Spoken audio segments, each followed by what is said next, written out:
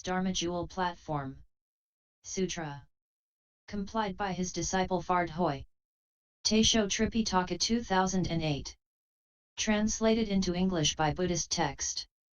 Translation Society. Chapter 9, Proclamations.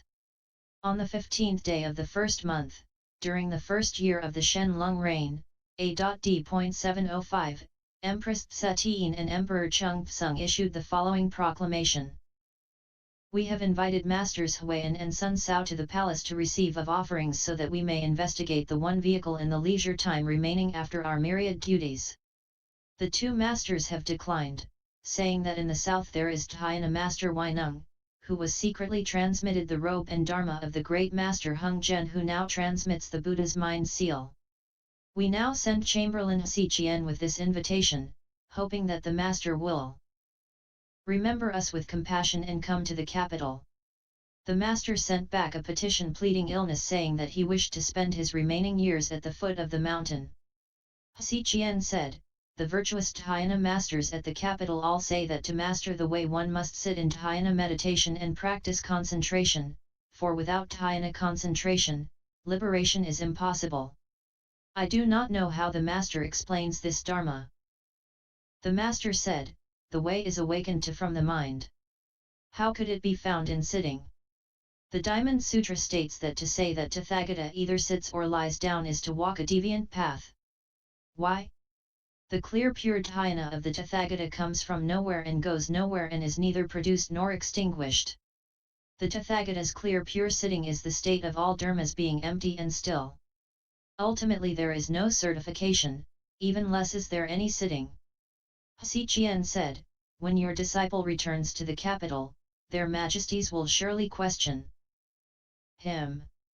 Will the High Master please be compassionate and instruct me on the essentials the mind so that I can transmit them to the two palaces and to student of the way at the capital? It will be like one lamp setting 100,000 lamps burning, making all the darkness endlessly light. The Master said, the way is without light or darkness. Light and darkness belong to the principle of alternation.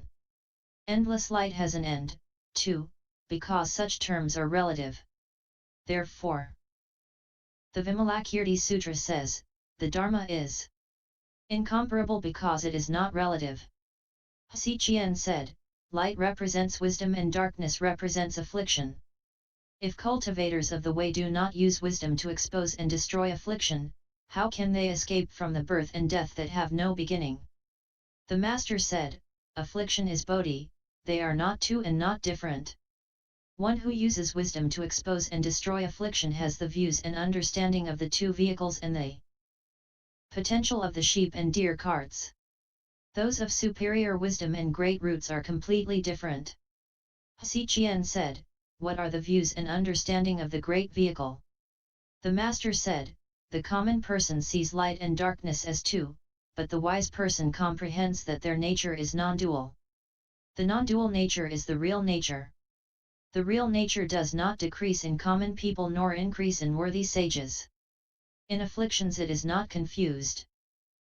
And in dhyana concentration it is not still. It is neither cut off nor permanent. It does not come or go. It is not inside, outside, or in the middle. It is not produced or destroyed. The nature and mark is thus. It permanently dwells and does not change. It is called the way. Hsieh Chien said, how does your explanation of the self-nature as neither produced nor destroyed differ from that of other religions? The Master answered, as non-production and non-extinction are explained by other religions. Extinction ends production and production reveals extinction.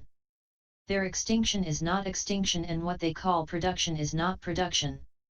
My explanation of non-production and non-extinction is this, originally there was production and now there is no extinction.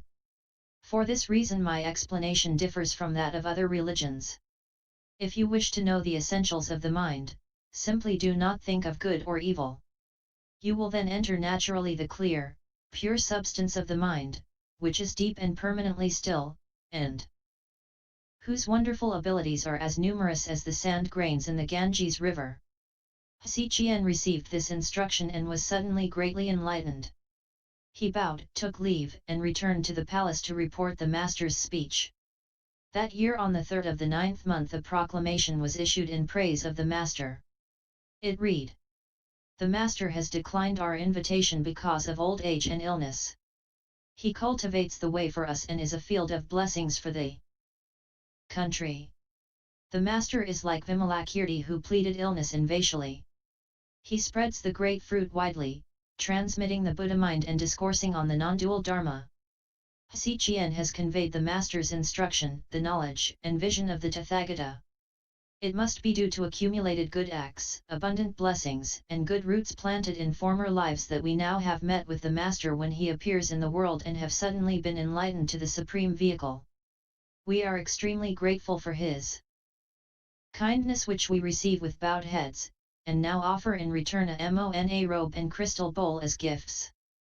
We order the magistrate of Silza to rebuild the temple buildings and convert the Master's former dwelling place into a temple to be called Kuo-en, Country's Kindness.